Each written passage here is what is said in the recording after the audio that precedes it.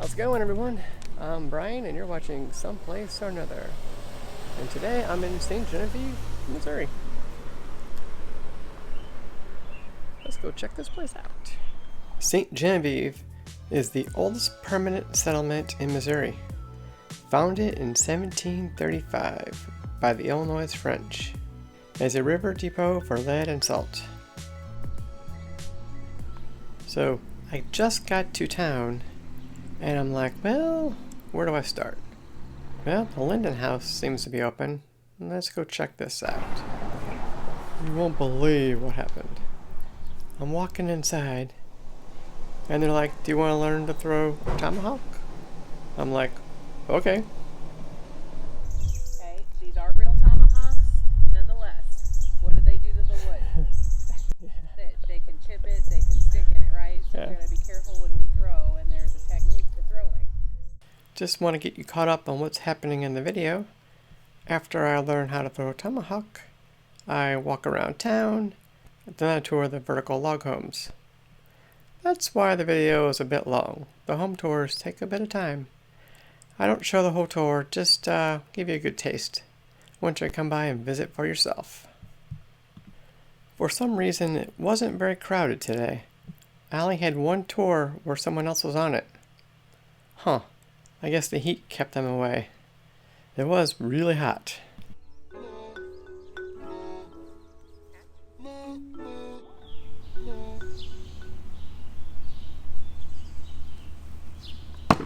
Good job! High five. All right. You wanna do it again? No, it's fine. You're gonna leave on a good note, aren't you? I'm leaving it on a high. Good job.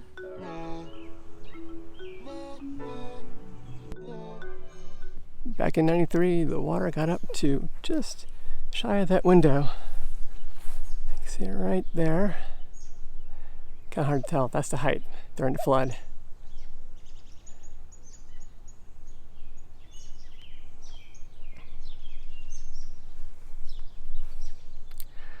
But now they're protected by the levee, so it should be good. These are easier. Oh, Okay, so you're gonna put like your sticks inside the hoop, and then you're gonna like make an X inside, okay. and then you're gonna like toss and kind of separate your X as you go. So it's gonna kind of go like this. So, Yeah, there you go. Good job. curve. Yeah, so it's just like an X, and then you just separate it. Yeah, there you go. Nice. So they would have played a lot of marbles too. This is a neat game. It is. I'm thinking we're gonna have a family reunion in July, and I'm thinking about making one and taking it. Not enough oomph. My friends were playing this game, Yeah. and when he threw the hoop, it actually landed like on, and it went over my head, like around my neck. It wasn't that hoop, it was a little bit bigger. Not that one. Okay, you can tell I was thinking, alright. I was thinking these are a lot You're like, younger.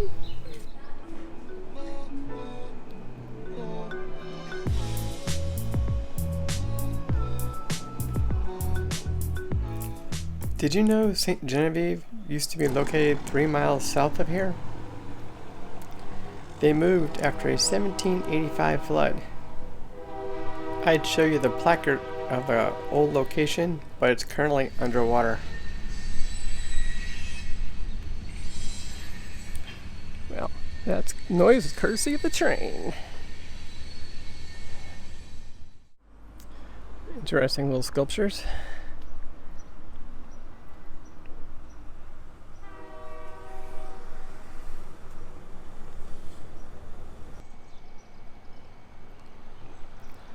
And it wouldn't be a trip without some old gas pumps. This place still in business? I'll give that a definite maybe. Main Street Inn. Yep, this is what happens when you're a river town. August '93. And December '82. Look at the gap in there, though. They call that 500-year flood for a reason. Whew.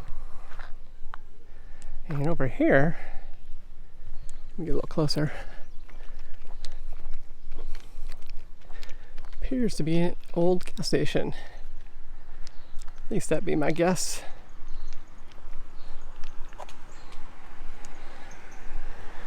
Ooh, I thought a horse out front.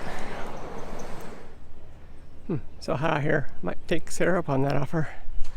This one's a private residence. Joseph Bogey House.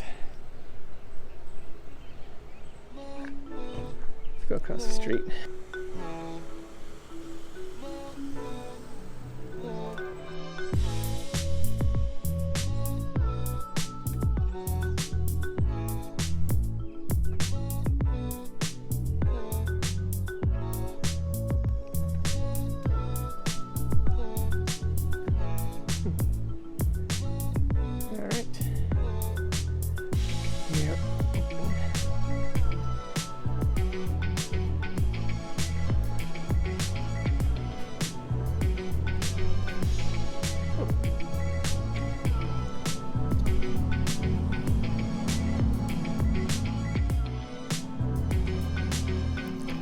Where is everybody?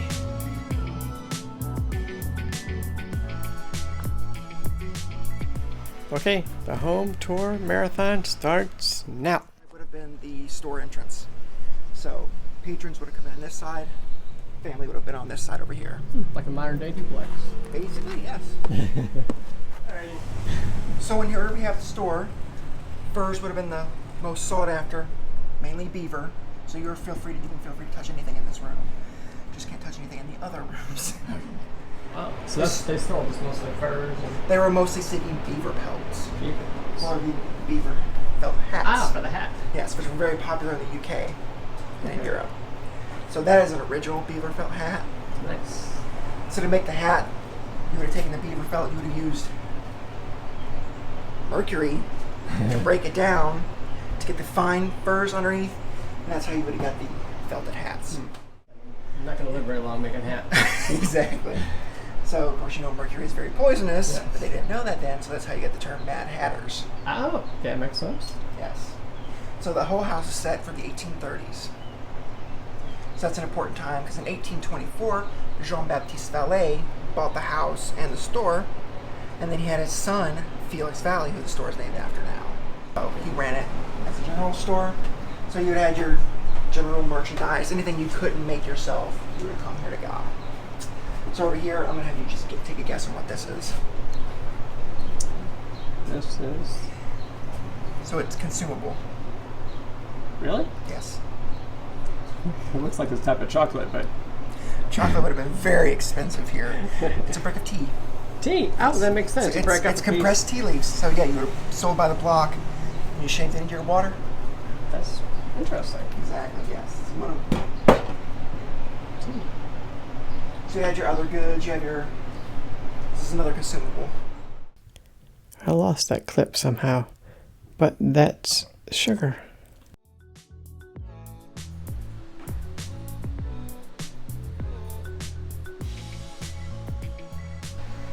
This is his wife, Marie Pratt.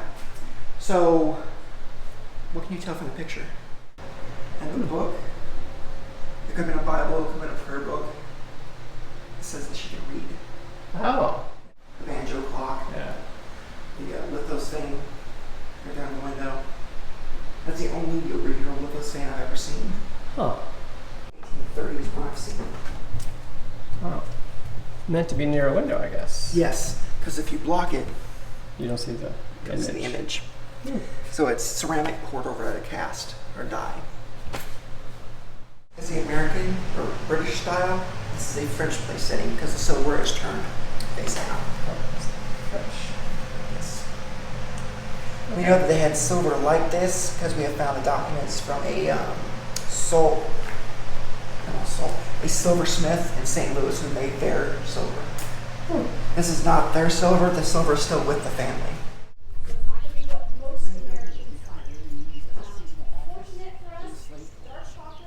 Oh. They did have between 5 to 8 slaves. Oh.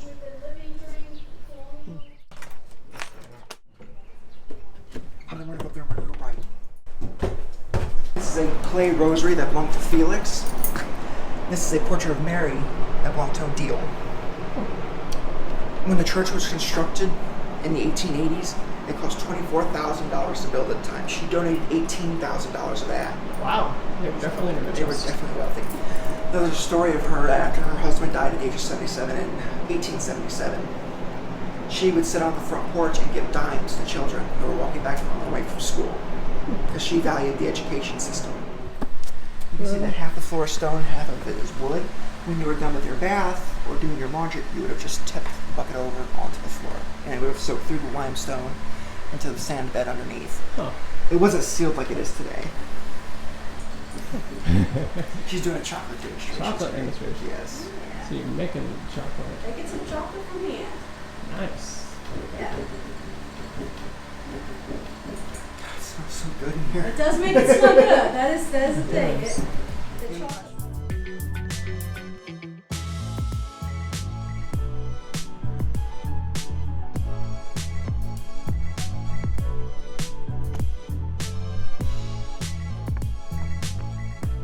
Two styles of housing that the French used. This is this house. And it's called a poteaux in terre. Poteaux are the posts. The French didn't stack their logs one on top of the other like this. They stood them vertically. Anyway, they dug a trench and they stuck the logs directly into the ground. Okay. Most of them didn't survive because rotten termites got That's what I them. was wondering. There are only 5 of poteaux and terre houses left in all of North America, and 3 of them happen to be here in Sainte Genevieve. Well, that's impressive. Most of the houses here that we have about 26 of this style left, and it's called poteaux sur sol. You can see the stone They wall use a on the stone bottom. wall. Yeah, and they stuck the logs directly on top of the wall, so that there's no problem with termites or rot. A lot of these houses still remain. We have about 26 of these houses and about 3 of those kind of houses. And that's why Sainte Genevieve's been named a national park, because of the French architectural styles of houses that we have here. Wow. So here are our vertical logs, and they go direct. They go 3 feet down into the ground. I mean, down. And in between, they place stones, different sizes and so forth. But they still had, and that kept the logs from floating around and moving around. But they still had spaces in between. They still had air spaces and so forth. So they didn't have cement yet. So they had to come up with a material that would be something like it. This is called bousselage. Bousselage. It's made with clay, straw, animal hair, and a little bit of water. And then they packed it in and moved to try to get all those air spaces out.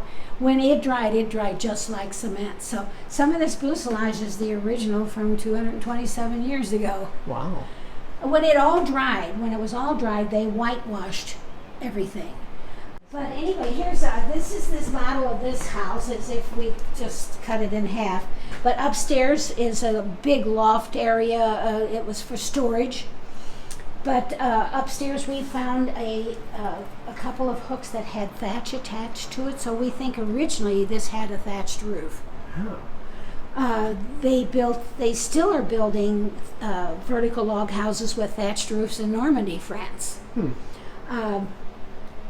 We understand that the thatch roof lasts about 50 to 60 years, but it's very expensive to make or to put on, and it's very labor intensive. That's a lot longer than I suspected to last. I did too. I was amazed that but they still make them in Ireland too. They still do houses with thatched roofs. Well, you get a little bit of layered insulation like that. But anyway, our floor is the thing that is really unusual about this house. It's not attached to the walls. It's almost like a floating floor. Okay, but you need to stand up in between the stone the logs. Okay, there's room if you stand up in between them. But Almost. yeah, you're tall. I don't have to worry. So. Oh yeah. But here are those Okay, piles of rock that are encased in plaster, and you can see them. They go all the way along the wall, outside wall, on both sides. And there are the big beams on top of them over there. And then these big beams are laid across, and here are the floorboards upstairs that we were walking on. Wow. Okay. Now, in 1993, when we had the big flood, were Yeah. you alive at that Yes, time? I was. I'm almost 50. Goodness. Okay. Well, this was flooded. We had water about an inch from the floorboards up here. When you looked out that way, all you could see was water as far as you could see. Wow. Water everywhere. This was loaded with water. When it receded, the Yeah. ground was so super saturated that those vertical logs began to Oh, no. do this. And we were afraid the house was going to fall in on itself. So we called in our historic architects to come in and help fix it. Yeah. And the only thing they could come up with was they brought in all this dirt and pushed the logs back into their original places, Okay. and then built this dam. I call it the dam, to hold it there, to hold it so that the logs are never going to come this Come way in again. yeah. They might go that way, but doubtful. But they won't come inward. So we've got that range. Wow. So because the floor was damaged, we reinforced it everywhere. We reinforced with that wall, with that, and with this here. Yeah, I see And you that. can see we reinforced everything as far as we could. You know, the floor's been reinforced everywhere. Wow. We put in a sump pump, and we replaced all the termite damage like this here. Can you see this one? Oh, yeah. Oh. That's what termites can do. So wherever we found this, we replaced it with a new log. Oh, that We was- did it the French way. We left the bark on the bottom side and hewn just the one Just that. thinking getting this log in here. I know it was. It was some doing. Okay. Some doing. Yeah.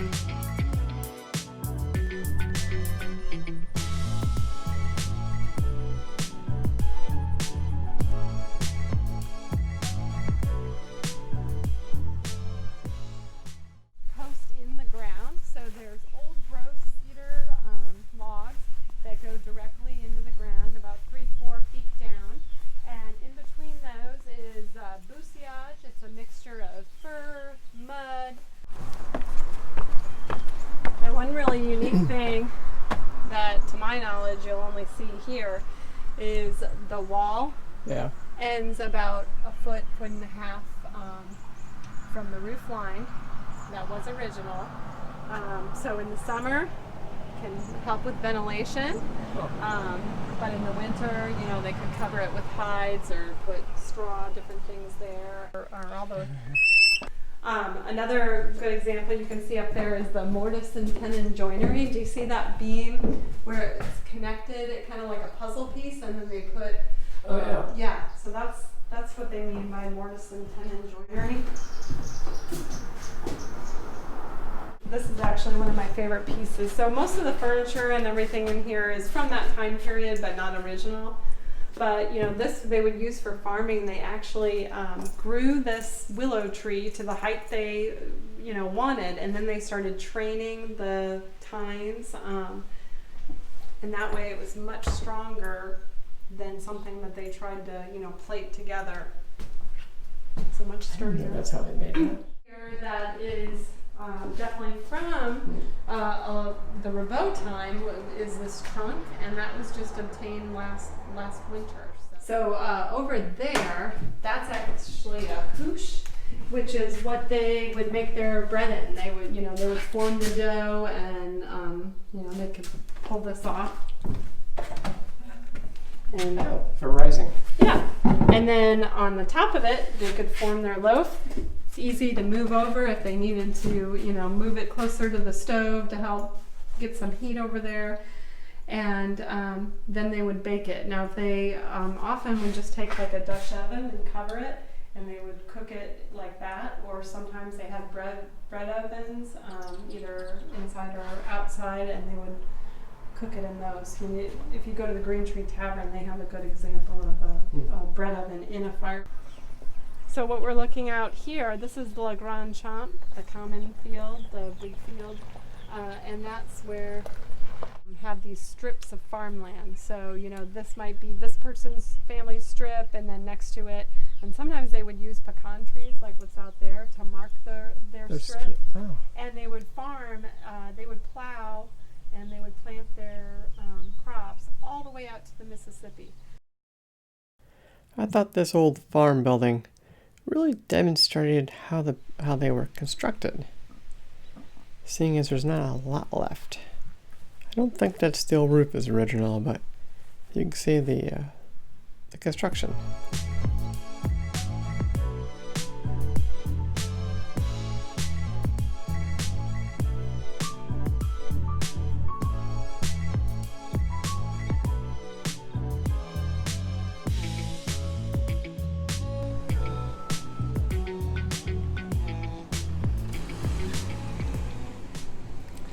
The Sainte Genevieve Church.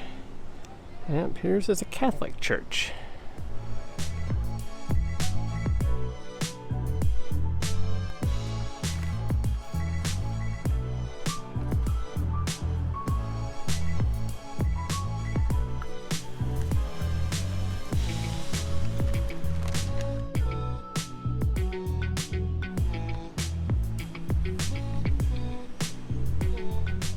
Sainte Genevieve. Are you familiar with the town itself?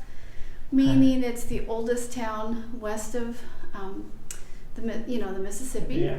Oldest town in Missouri. Founded about 1735, but officially around 1750. 1735, the town was about 3 miles south of where we currently are now, and because of all the flooding, they moved it. Yeah, I Up mentioned here. this is my 4th house, I think. Oh, good. So, so I'll focus in on the home because some of you know pretty much about the town itself.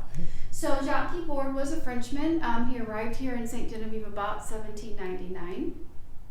He came not directly from France. He actually lived in Haiti for a while, worked on a plantation as a secretary, and he was a wealthy Frenchman.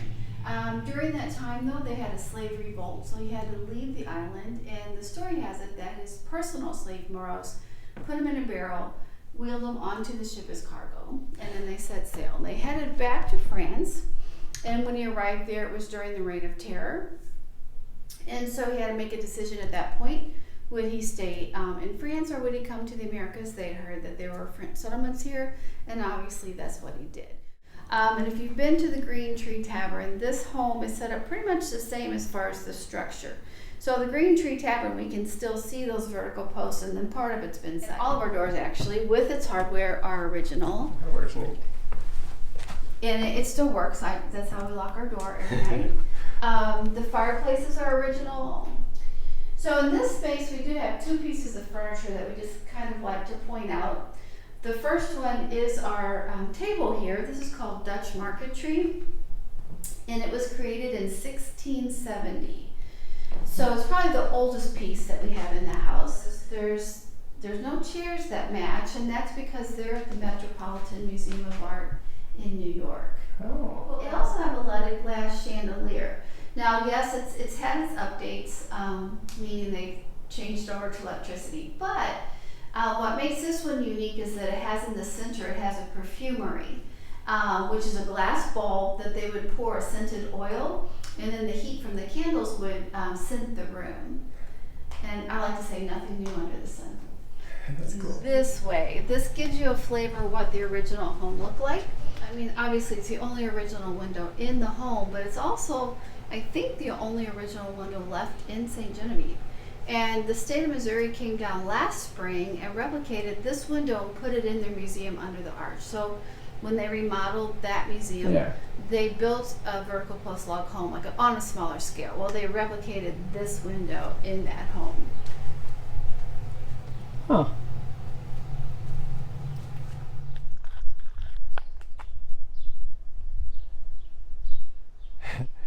It's gonna be a long video.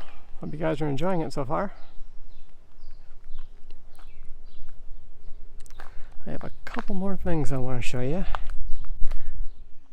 This was the only home I visited that I wasn't the only person on the tour. I hope it was the heat that kept everybody away.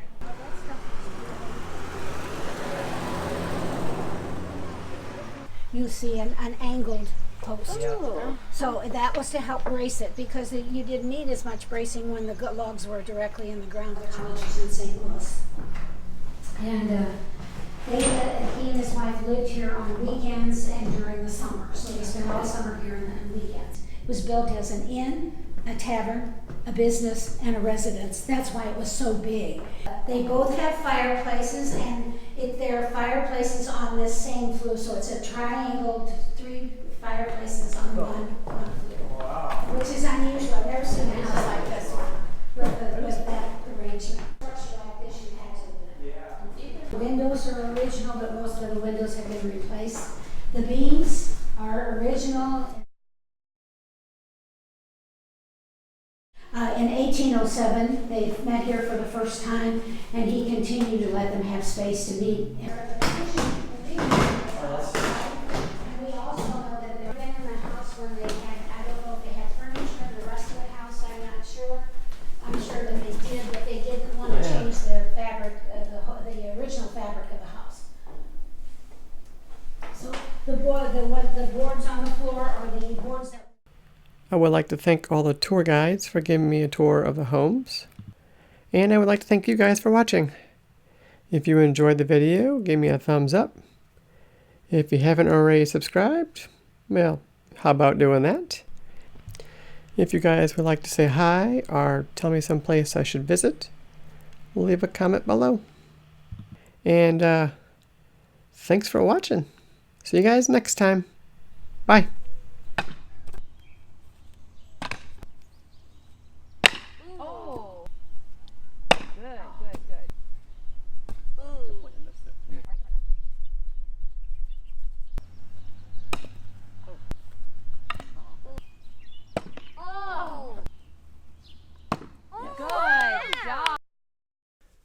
Stay tuned for more adventure to come.